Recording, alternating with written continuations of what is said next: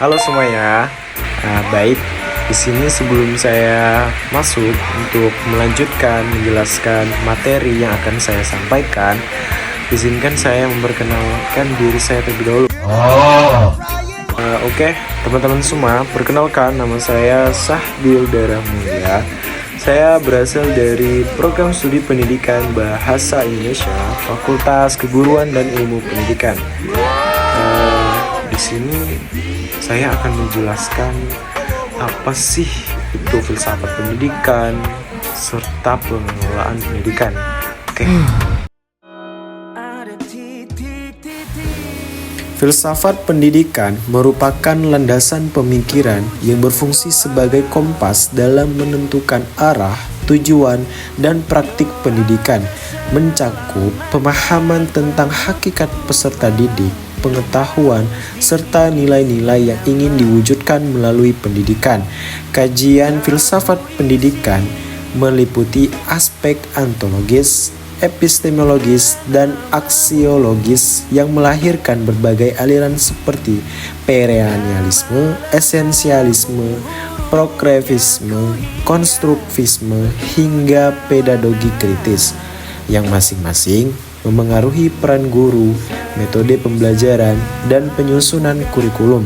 Dalam konteks Indonesia, pemikiran Ki Hajar Dewantara menjadi dasar filosofis pendidikan nasional melalui konsep sistem Among, Tripusat Pendidikan, serta keselarasan antara kodrat alam dan kodrat zaman.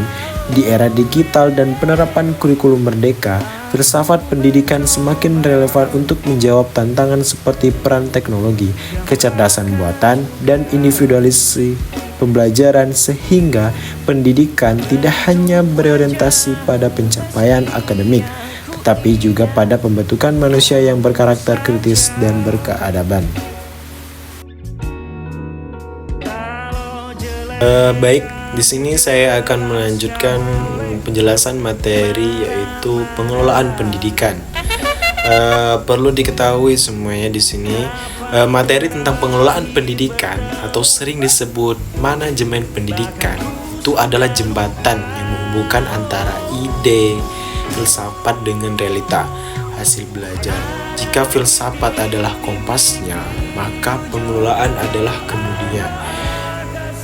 Baik, berikut adalah materi komprehensif yang mengenai pengelolaan pendidikan. Yang pertama itu ada definisi dan urgensi.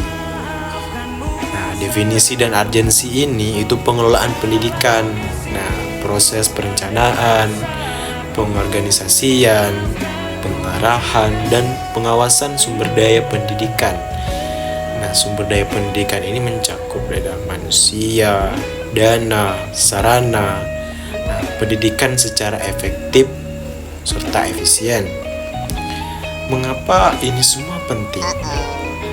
Baik visi pendidikan, sehebat apapun akan kandas karena jadwal yang berantakan, dana yang bocor, atau guru yang tidak termotivasi. Yang kedua, itu ada ruang lingkup. Nah, ruang lingkup ini, pengelolaan pendidikan, itu 7 bidang garapan. Menurut standar nasional, pengelolaan pendidikan itu mencakup 7 aspek utama yang harus diatur.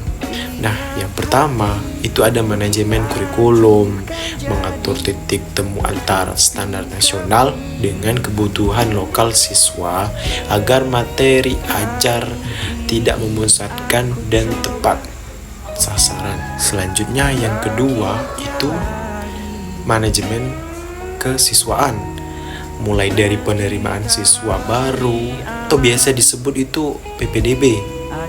Nah, pengembangan bakat itu atau ekskul hingga penelusuran alumni. Nah, yang ketiga itu manajemen personalia atau SDM, itu mengatur rekrutmen guru, kenaikan pangkat, hingga kesejahteraan staf sekolah. Yang keempat itu manajemen sarana dan prasarana.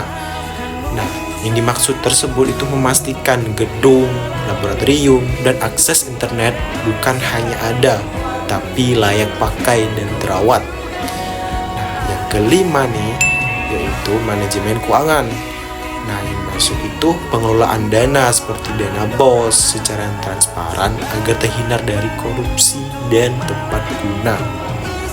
Nah, yang keenam nih, yaitu manajemen humas, atau biasa disebut hubungan masyarakat.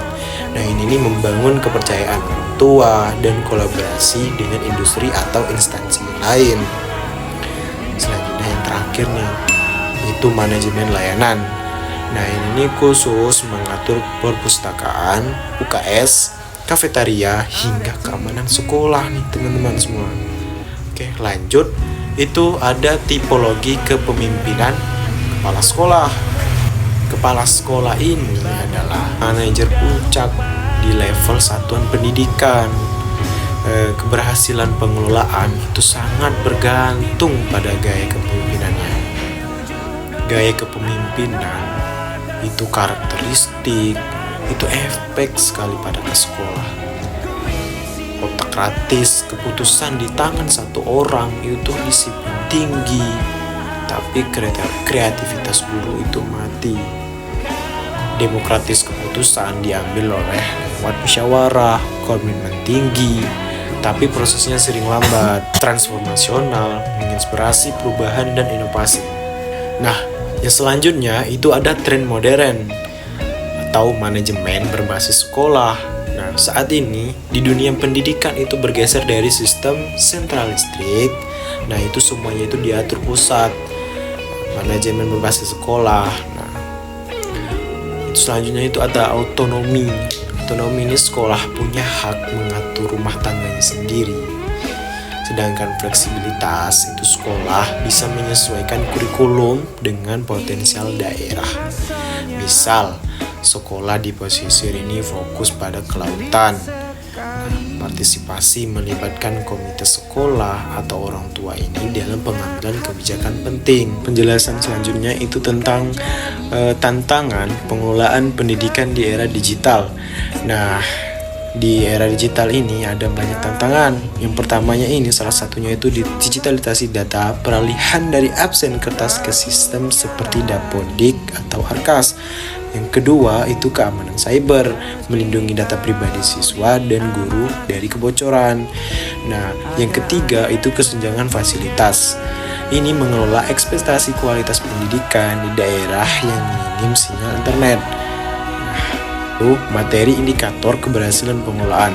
Nah, sebuah lembaga pendidikan dikatakan terkelola dengan baik jika memenuhi kriteria. Nah, kriterianya itu yang pertama yaitu efektivitas. Nah, efektivitas ini bertujuan untuk pendidikan tercapainya siswa yang kompeten. Yang kedua itu efisien. Nah, penggunaan waktu dan biayanya bagi siswa itu tidak membazir. Yang ketiga itu akuntabilitas. Semua kegiatan bisa dipertanggungjawabkan secara hukum dan moral. Kepuasan pelanggan siswa senang belajar dan orang tua percaya kepada sekolah. Mungkin itu saja penyampaian materi dari saya. Kalau ada kurang, saya mohon maaf. Lebih kurangnya saya mohon ampun kepada Allah. Dan untuk teman-teman semua, terima kasih telah menonton video saya. Saya berharap apa yang telah sampaikan pada materi-materi yang telah saya sampaikan itu bisa bermanfaat bagi teman-teman semua. Baik, wassalamualaikum warahmatullahi wabarakatuh.